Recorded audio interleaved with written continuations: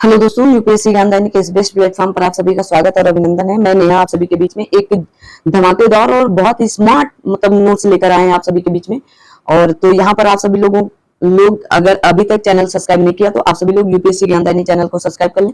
इस जीएस बून पर कुछ बून लेकर आए, तो आइए देखते हैं। अगर आपको आरओआर से संबंधित, यूपी ट्रिपल एस से संबंधित, यूपी पीसीएस से संबंधित कुछ भी चाहिए, टेस्ट सीरीज वगैरह यहाँ पर सब कुछ उपलब्ध है। तो आप स्क्रीन पर ये नंबर है, इस पर आप कॉल और मैसेज कर सकते हैं। ये आपके लिए ही रखा गया है, तो आपको जैसा लगे। ये आपके सामने नंबर चल रहा है।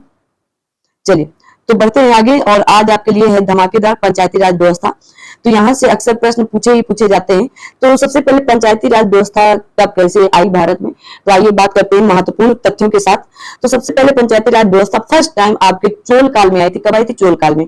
तो ये आपको बात याद रखनी है, कब आई थी, तो आप कहेंगे चोल काल में आई थी। और यहाँ से अक्सर ये प्रश्न पूछा ही जाता है। ठीक है। दूसरी बात कही गई, स्थानीय स्वशासन का पिता या जनक किसे कहा जाता है, तो लॉर्ड रिपन को कहा जाता है। 1981 से नियमित 10 वर्ष की जो जनगणना है वो लगातार लॉर्ड रिपन के द्वारा, और इन्होंने भारत के लिए बहुत अच्छे अच्छे काम भी किए। लेकिन इससे पहले 1872 में, और इस बार यूपी पीसीएस में प्रश्न भी बनकर आया था कि सर्वप्रथम भारत की जनगणना कब गठित की गई थी या कब कराई गई थी, तो 1872 में शुरू हुई थी लॉर्ड मेयो के काल में। ठीक है। मूल उद्देश्य क्या है, तो जन भागीदारी सुनिश्चित करना, और सबसे जो मोस्ट इंपॉर्टेंट है आपका लोकतांत्रिक विकेंद्रीकरण के लिए था। किसके लिए था? लोकतांत्रिक विकेंद्रीकरण के लिए था। ठीक है, याद रखिएगा। आगे के पंचायती राज के विषय में मील के पत्थर क्या क्या साबित हुए, तो पंचायती राज के विषय में मील के पत्थर क्या क्या साबित हुए, आइए देखते हैं। सबसे पहले 1949-50 के बीच में 1900, जैसे कि यहाँ बताया जा रहा है कि 1948 और 49 के बीच में संविधान सभा में पंचायती राज की भूमिका पर चर्चा हुई। कब? 48 और 49 में। जब हमारा संविधान लागू हुआ 1950 में, तो उसमें सिर्फ और सिर्फ आर्टिकल 40 था। क्या था? आर्टिकल 40 में बताया गया कि स्वशासन की इकाइयों की चर्चा की गई। यह लोकतांत्रिक विकेंद्रीकरण की बात को केवल आर्टिकल 40 के अंतर्गत रखा गया, जो नीति निर्देशक तत्वों के अंतर्गत आते हैं, जो भाग 4 और आपके अनुच्छेद 36 से लेकर 51 तक की बात की जाती है। कहां तक? 36 से 51, उसी में आर्टिकल नंबर 40 आता है। कौन सा? आर्टिकल 40।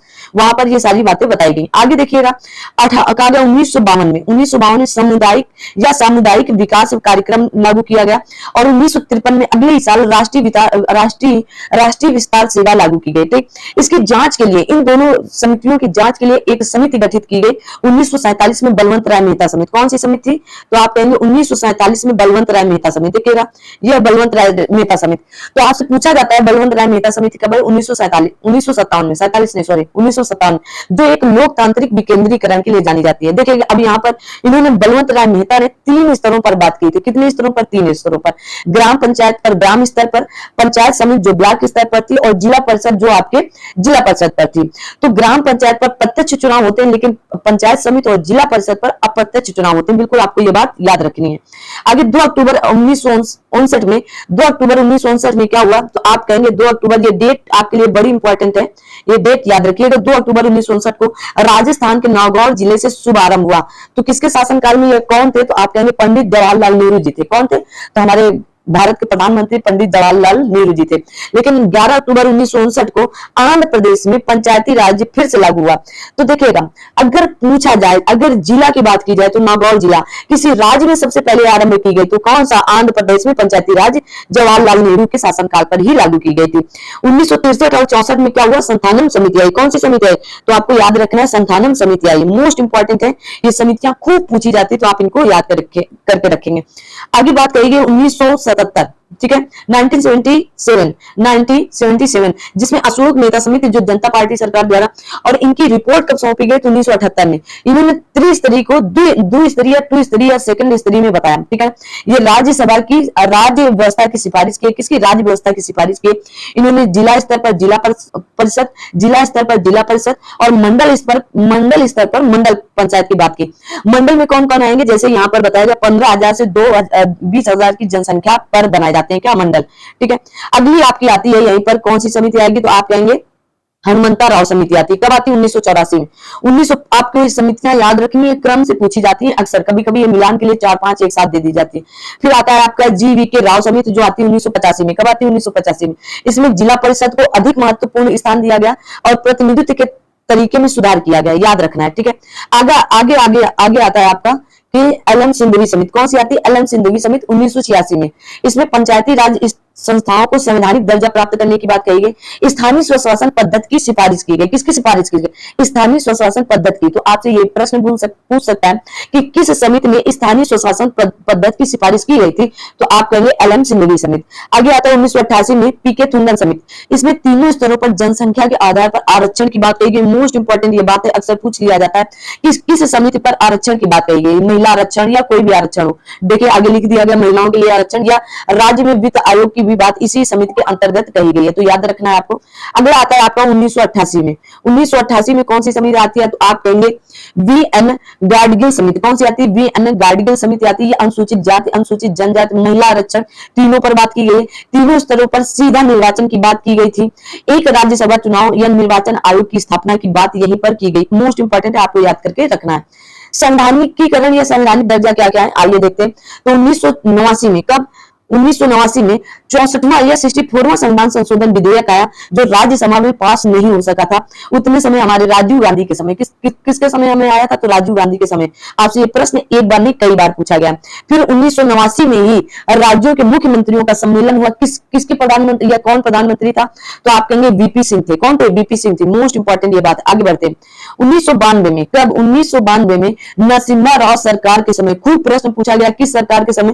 तो आप बताएंगे कि नरसिम्हा राव सरकार के समय 73 या 73वां संविधान संशोधन 1992 में आया, लेकिन ये एक साल बाद लागू हुआ। कब? 24 अप्रैल 1993 से ये प्रभावी हुआ। ठीक है, याद रखना है। इसकी कुछ मुख्य बातें आइए देखते हैं, इसकी मुख्य बातें क्या क्या है। तो इसमें कहा गया त्रिस्तरीय ढांचे का प्रावधान, जिसमें ग्राम स्तर पर ग्राम पंचायत, कहा गया प्रखंड स्तर पर पंचायत समिति और जिला स्तर या मंडल स्तर पर जिला परिषद की बात कही गई।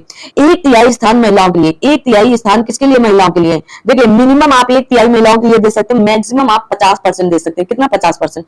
5 वर्ष कार्यकाल होता है, लेकिन अगर पंचायत भंग होने, अगर पंचायत बीच में भंग हो गई, 5 साल नहीं पूरे हो सके, तो जैसे राष्ट्रपति के पद के लिए 6 माह के अंदर अंदर निर्वाचन कराना जरूरी होता है, उसी तरह पंचायत भंग होने पर 6 माह के भीतर निर्वाचन कराना आवश्यक होता है। और इसके लिए कहां से क्या आवंटित होता है? तो राज्य की संचित निधि से अनुदान इनको दिया जाता है। कहां से? राज्य की संचित निधि से।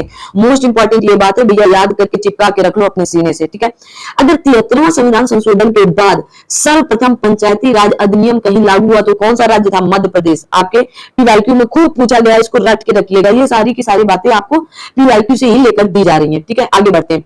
कहा गया भारत में पंचायती राज व्यवस्था का वास्तुकार या शिल्पीकार किसे कहा जाता है? तो इनको याद रखेंगे, बलवंत राय मेहता को कहा जाता है। किसको कहा जाता है? तो बलवंत राय मेहता जी को कहा जाता है। देखिएगा पंचायती राज व्यवस्था की बात कहां की गई है? तो आप कहेंगे पंचायती राज व्यवस्था की बात हमारे संविधान के भाग 9 में की गई है। ठीक है ना, रोमन अंक में ऐसे 9 लिखा जाता है। पंचायती राज व्यवस्था की बात की। अनुच्छेद पूछा जाए तो अनुच्छेद 243 से लेकर 243 तक, जिसमें कुल अनुच्छेदों की संख्या 16 है। कितनी? 16। अनुसूची 11 में कुल विषयों की संख्या कितनी? 29। कितनी? 29 है। खूब पूछा गया प्रश्न, याद करके चिपका के रखिएगा।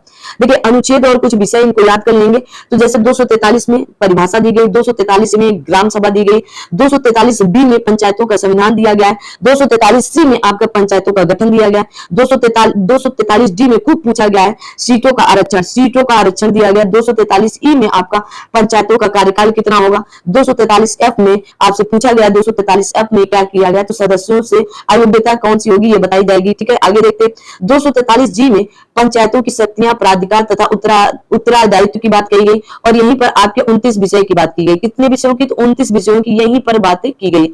तो 243 भी आपको याद रखें। 243 मोस्ट इंपॉर्टेंट है, राज्य वित्त आयोग का गठन। राज्य वित्त आयोग का गठन, हर राज्य का अपना अलग अलग वित्त आयोग होता है, तो राज्य वित्त आयोग का गठन किया गया।